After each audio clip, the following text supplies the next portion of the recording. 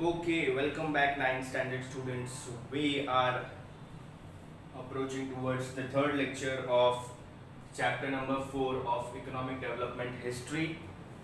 Okay, this is 9th standard lecture and this is Basit sir welcoming you to your own classes. Today the topics for the day are nationalization of banks, background of nationalization, 20 points program, issue of workers. Okay, so these are the points we are going to cover today.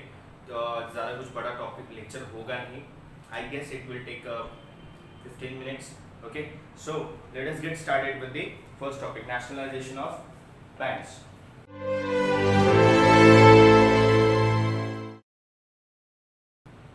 During the tenure of Prime Minister Pandit Jawaharlal Nehru and Lal Bahadur Shastri, banking was a monopoly of the private sector. Okay, जब लाल बहादुर शास्त्री और पंडित जवाहरलाल नेहरू ये दोनों prime minister थे अलग अलग time पे. सो ये जो बैंक्स थी अपनी इंडिया में ये बेसिकली प्राइवेट सेक्टर के अंडर में आती थी सारे banks, but they wanted to nationalise the banks from private sector to public sector. They wanted to convert the few banks into from private sector to public sector. वो private से government sector में लाना चाहते थे और उन्होंने वैसा किया. और उसमें उसकी पहली जो बैंक थी वो थी इंपीरियल बैंक और उसका अभी जो नाम है वो स्टेट बैंक ऑफ इंडिया है, जिसके उन लोगों ने बहुत सारे ब्रांचेस खोल रखे हैं इंडिया पर में. Okay, so there are huge number of branches of imperial bank which is known as State Bank of India right now. Okay, so this is the introduction of nationalization of banks. Okay, so उसमें background of nationalization, why this nationalization of banks was done. Okay, ये nationalization of banks क्यों किया गया था. Okay, वो अभी हम लोग पढ़ेंगे. India had adopted a mixed economy after independence. Obviously हम लोग ने चैप्टर के स्टार्ट में ही पढ़ा था that India has adopted a mixed economy and इसमें प्राइवेट सेक्टर भी है पब्लिक सेक्टर भी है, दोनों का certain proportion of ratio shares है. Nationalization of banks was essential to cover the deficits if they occurred while implementing different schemes. Also, the profits of this bank would come into the government treasury once they were nationalized. Along with this, the policy of developing small industries and pharmaceutical industries had to be implemented. Lal Bahadur Shastri undertook the experiment of the Green Revolution in order to overcome the food shortage and drought. During the tenure of Prime Minister Indira Gandhi, Congress Forum for Socialist Action group in the Congress Party, inspired by the socialist ideas, made a demand for the nationalization of commercial banks. Even the Communist Party supported this demand. Now, what they have told over here is very simple thing. कुछ 3 points उन लोगों ने discuss किए हैं. First is the profits. First they discussed about the profits. Second is Green Revolution. And third is nationalization of banks. Okay, ये तीनों points इस particular paragraph में दिए हुए हैं.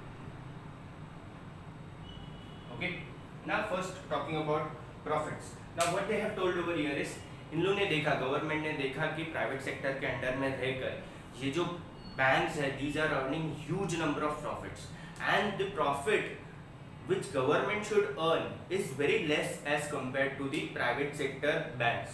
So what they did, they purchased the private sector banks. वो लोग ने उसको प्राइवेट से पब्लिक सेक्टर में कन्वर्ट कर दिया and they started to nationalize the banks. एक स्टेट की बैंक नहीं हो गई, वो पूरे कंट्री की बैंक हो गई. ठीक है, and they started to open branches of different banks all across the country. उसमें मैंने तुम लोग को स्टेट बैंक ऑफ इंडिया का एग्जांपल दिया है.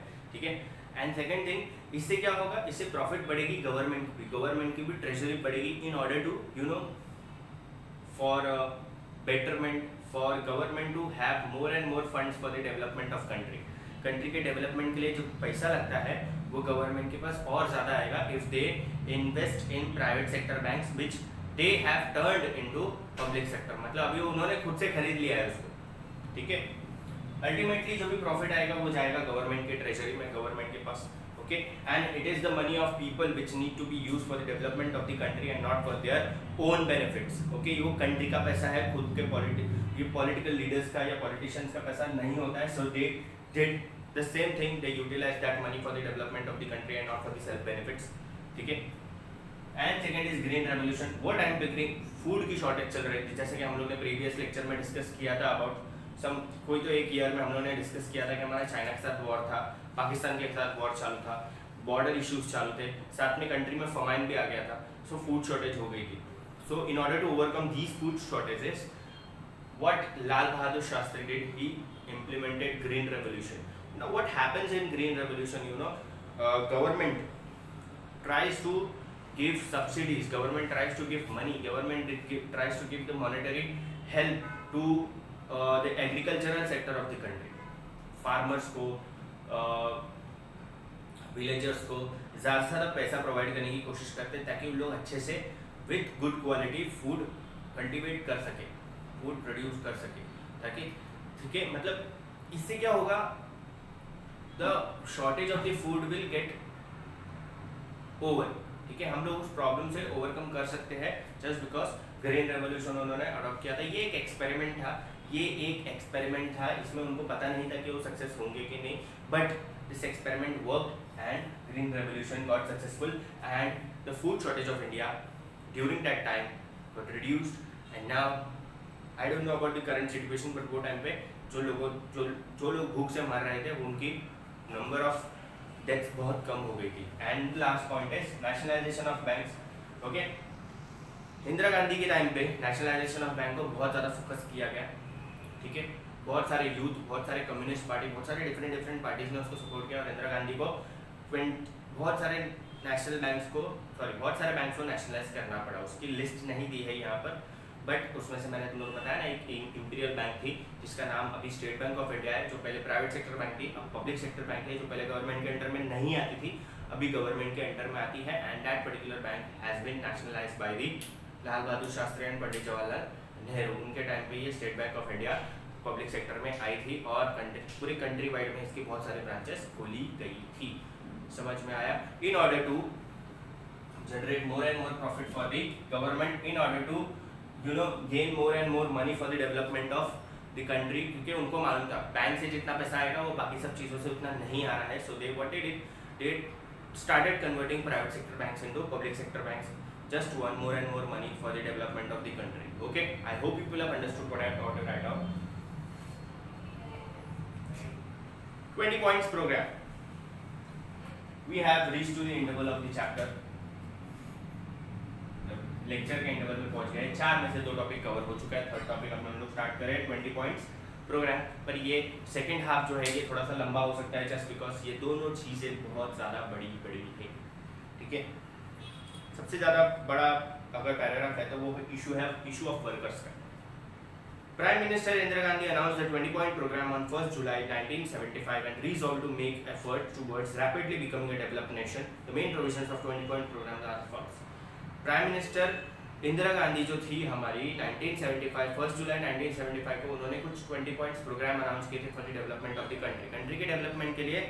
1 जुलाई 1975 को हमारी जो प्राइम मिनिस्टर थी वो टाइम की prime minister Indira Gandhi from the Congress party, she announce 20 points programme. उस 20 पॉइंट्स प्रोग्राम को लोग ने 5 पॉइंट्स में यहाँ पर एलैबोरेट करके दिया है थोड़ा सा। क्या है उस 20 पॉइंट्स प्रोग्राम में? तो पहला पॉइंट है land ceiling for cities and cultural land, equal division of wealth, minimum wages for workers, increase in water conservation scheme. तो पहला पॉइंट है जितना लैंड सिटीज को मिल रहा है उतना ही लैंड कम से कम एग्रीकल्चरल सेक्टर को भी मिलना चाहिए। वेल्थ का प्रॉपर तरीके से डिवीजन होना चाहिए, अमीर को अमीर गरीब को गरीब ऐसा नहीं रखना है। We should distribute the income properly as per keeping in mind that we don't increase poverty. Poverty का मतलब यहाँ पर मैं तुम लोगों को फिर से बता दूँ, पॉवर्टी का मतलब एकदम सिंपल वर्ड्स में है पुअर कंडीशंस। बट पॉवर्टी का एक्चुअल अगर तुम लोग इलैबोरेशन देखोगे तो it is the difference between rich and poor. Okay, clear?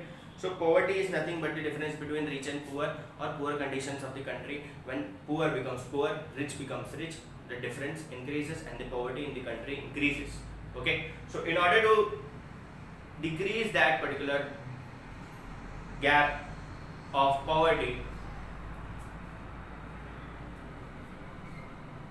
Prime Minister Indira Gandhi introduced certain points.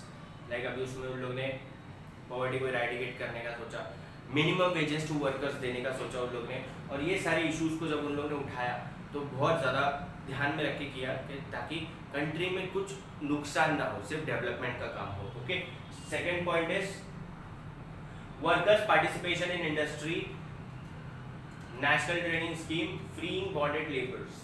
Okay, workers का जो पार्टिसिपेशन है वो छोटी छोटी इंडस्ट्रीज में तो था ही, बट अब नेशनल लेवल की कंपनीज है उसमें भी वर्कर्स का पार्टिसिपेशन होना चाहिए। बड़ी बड़ी कंपनीज में वर्कर्स को काम करने मिलना चाहिए। और जो बॉन्डेड लेबरर्स है, जो लोग मतलब बोलते हैं ना, मतलब समझो हम लोग ने दे दनादन मूवी देखी है तो उसमें अक्षय कुमार कैसा, वो जो लेडी है क्या नाम है, आई डोंट नो, अर्चना पुरन सिंह, उसका बॉन्डेड लेबरर रहता है वो। ठीक है, बॉन्डेड लेबरर मतलब क्या, if your father has paid 10 lakh, sorry, if your father is a bonded labourer of certain person और उसका बच्चा भी फिर वही काम करेगा, ऐसा मतलब उन लोगों ने एक कॉन्ट्रैक्ट साइन करके रखा है कि 10 साल तक ये मेरे इधर ही काम करेगा चाहे कुछ भी हो जाए। तो वैसा नहीं होना चाहिए। बॉन्डेड लेबरर है उसको एक बॉन्ड साइन करा के उन लोग फंसा लेते हैं, and that should not happen. फंसाते नहीं है, वो वर्कर्स के मर्जी से ही होता है क्योंकि उनको पैसा मिलता है उस पर्टिकुलर चीज़ का, but just to earn some money, why to do such horrible job. So government ने बहुत सारी स्कीम्स निकाली कि ये बॉन्डेड लेबरर्स को फ्री कराया जाए। ठीक है, third point is preservation of tax evasion, economic crimes and smuggling. जो भी टैक्स का घपला हो रहा है, जो भी टैक्स प्रॉपर तरीके से पे नहीं कर पा रहे हैं जो लोग, उन लोग को खुद के निकालना है, उनको टैक्स भरवाना है। स्मगलिंग का जो बिजनेस है वो बंद करवाना है, जो भी क्राइम्स हो रहे हैं वो बंद करवाना है, जो गलत काम हो रहे हैं वो सब। Fourth point is regulation of prices of basic necessities, improvements in public distribution system. जो भी बेसिक नेसेसिटी प्रोडक्ट्स है उसके प्राइस को रेगुलेट करना है और प्रॉपर तरीके से उसको उस लेवल पर लेके आना है कि हर एक पर्सन जो कंट्री में है उस प्राइस पे वो अफोर्ड कर पाए हर पर्टिकुलर चीज़। इतने प्राइस का समझो, आज टमाटर समझो 100 रुपये किलो है, तो ये तो सब नहीं अफोर्ड कर सकते, तो ऐसे तक लेके आओ जिसमें हर एक पर्सन उस पर्टिकुलर टोमेटो को अफोर्ड कर सके। And second point in this point is PDS system को इम्प्रूव करना। पीडीएस मतलब पब्लिक डिस्ट्रीब्यूशन सिस्टम, यानी कि राशनिंग सिस्टम, जो रेशन का जो सिस्टम है, जो रेशन कार्ड पे तुमको खाना मिलता है वो। ठीक है, and fifth point is improvement in the textile industry by developing handloom sector, waiving loans for weaker sections, housing, communication facilities, making educational equipments available to schools. Schools में एजुकेशन इक्विपमेंट्स प्रोवाइड करना, textile industry को improve करना, छोटी छोटी industries को improve करना और totally country में कहीं ना कहीं डेवलपमेंट का एक वेव लेकर आना। ठीक है, and the last point for the day is issue of workers, which is quite a huge point. बहुत ज़्यादा टाइम लगेगा इसको कवर करने के लिए, so don't worry, it will ज़्यादा मतलब कितना 5 से 10 मिनट लगेगा।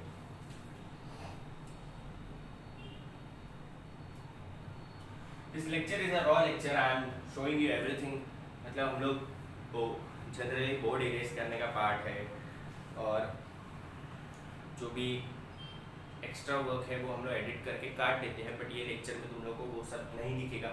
You will get to see all the things raw, मतलब मैं यहाँ वहाँ देख रहा हूँ, बोर्ड इरेज कर रहा हूँ and I am doing certain things, तो वो तुम लोग को सब कुछ दिख के आएगी। ठीक है, issue of workers.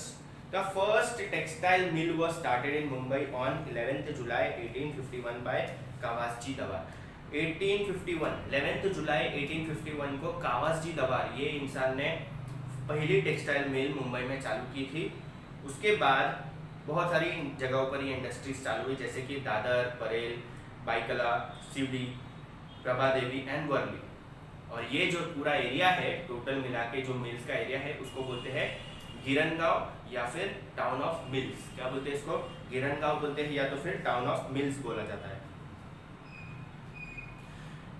In 1980s, the increasing unrest among workers was due to the economic conditions in other sectors. In some industries, the wages of the workers were increasing. They were also getting more amount as bonus. They were getting more facilities than the textile mill workers. Textile mills चालू हुई थी। ये सारी जगहों पर जो मैंने गिनाया तुम लोगों को, दादर, वर्ली, परेल, बाइकला, सिवड़ी, प्रभा देवी, ये सब जगहों पर टेक्सटाइल मिल्स चालू हुई थी।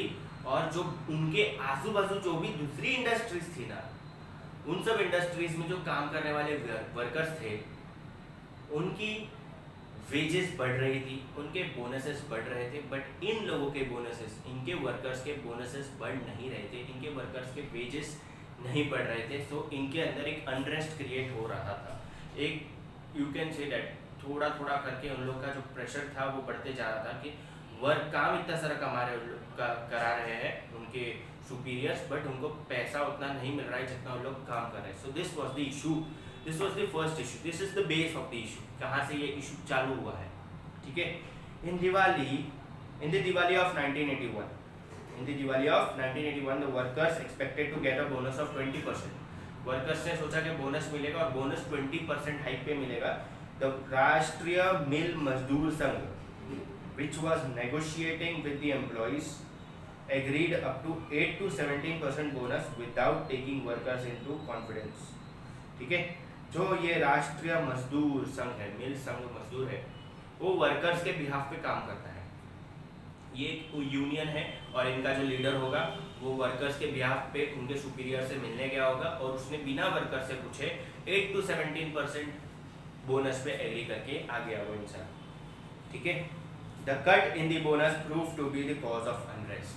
अब यहाँ पर बोनस कम हो गया, तो बोनस कम होने की वजह से यहाँ पर प्रॉब्लमेटिक सिचुएशन क्रिएट हो गई, अनरेस्ट क्रिएट होना चालू हुआ। Some workers went to doctor Datta Samant. Doctor Datta Samant वो टाइम पे होंगे कोई एक बड़े से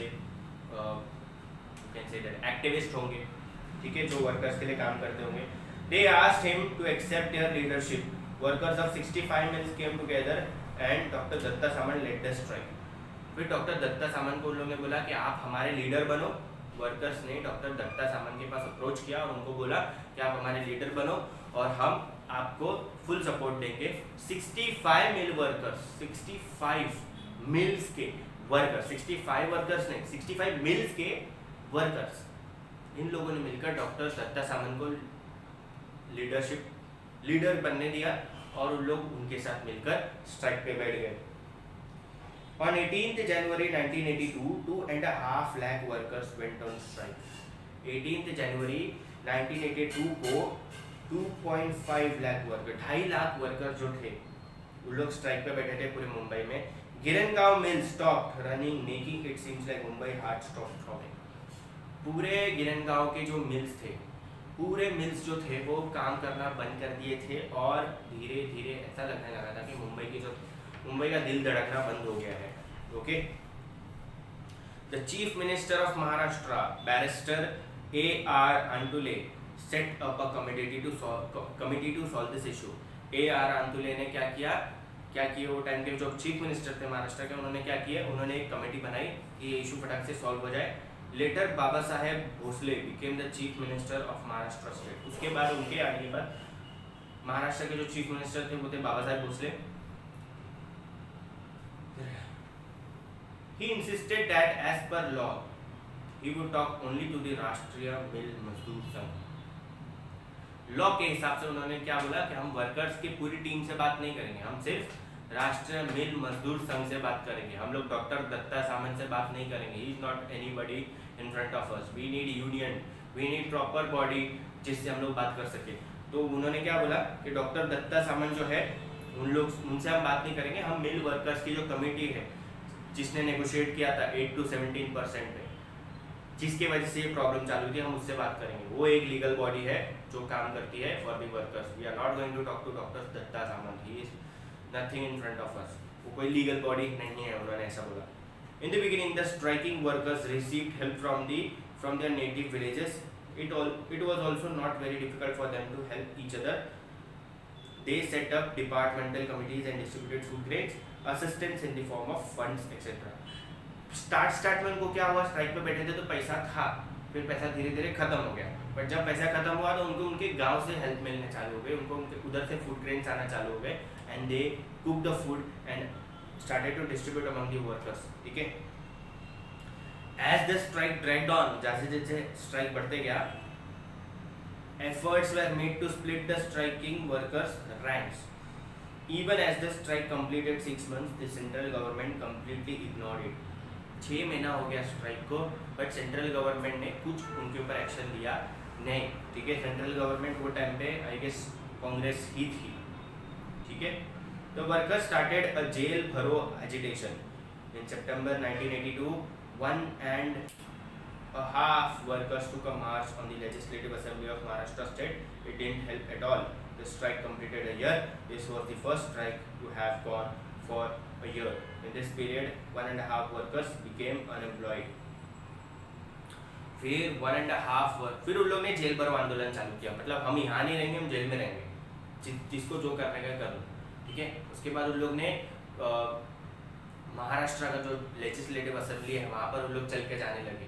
1.5 lakh workers they walk towards the general assembly of Maharashtra, but वो काम में आया नहीं। महाराष्ट्र गवर्नमेंट ने कुछ भी एक्शन लिया नहीं और धीरे धीरे क्या हुआ, बहुत सारे मेल वर्कर्स जैसे कि 1.5 lakh male workers they got unemployed. बहुत बड़ा इशू था ये, 1 साल तक स्ट्राइक चल रही थी and government was doing nothing. As polyester had come into greater demand and cotton clothes, the sale of mill clothes had already got affected. The mill moved from Mumbai to Surat in Gujarat. The central government nationalized 13 mills. Appointment of arbitrators did not help to resolve the issue. इतने मिल workers की job चली गई, सबका पैसा खत्म हो गया, सब 1 साल तक स्ट्राइक पे बैठे, सब लेजिस्लेटिव असेंबली तक चल के गए, महाराष्ट्र गवर्नमेंट से अपील किया, सेंट्रल गवर्नमेंट से अपील किया, बट कुछ हुआ नहीं। At the end what happened, polyester नाम का एक मटेरियल आ गया मार्केट में और कॉटन क्लोथ्स जो थे उसकी डिमांड कम होने चालू हो गई and ultimately the mills which were closed down due to strike permanently got closed because of the decreasing demands of cotton clothes. And in the end what happened, Mumbai से सारी factories, Mumbai से सारे मिल्स को shift किया गया सूरत में और आज वो सारी इंडस्ट्रीज जो मुंबई में चलती थी कपड़े की वो अब सूरत में चलती है एंड अल्टीमेटली 14 मिल्स को नेशनलाइज किया गया ताकि ज़्यादा से ज़्यादा प्रॉफिट उससे मिल सके गवर्नमेंट को। उन वर्कर्स के बारे में कोई भी कुछ सोचा नहीं। आज I don't know what is the condition of those workers, but उनको वो टाइम पे बहुत ज़्यादा प्रॉब्लम और वैसे सिचुएशंस को फेस करना पड़ा था। Okay, so I hope you people have understood what I have taught you right now. हम लोग ने आज 4 पॉइंट डिस्कस किए, nationalisation of banks, background of nationalisation, 20 points programme and issues of workers. Okay, ये 4 points हम लोगों ने discuss किए हैं एंड डिटेल में जाके डिस्कस किया। आई डोंट थिंक सो कि लेक्चर 20 मिनट से ज़्यादा का हुआ रहेगा। आई एम एक्सपेक्टिंग कि तुम लोग को ये लेक्चर समझ में आया होगा। अच्छा लगा है तो लाइक कर दो, नहीं अच्छा लगा है तो डिसलाइक कर दो और नए हो तो सब्सक्राइब कर दो और अपने फ्रेंड्स को भी ये वीडियो शेयर करो, ज़्यादा से ज़्यादा शेयर करो and please keep studying, don't go out and thank you so much. This was Bajit to you signing out.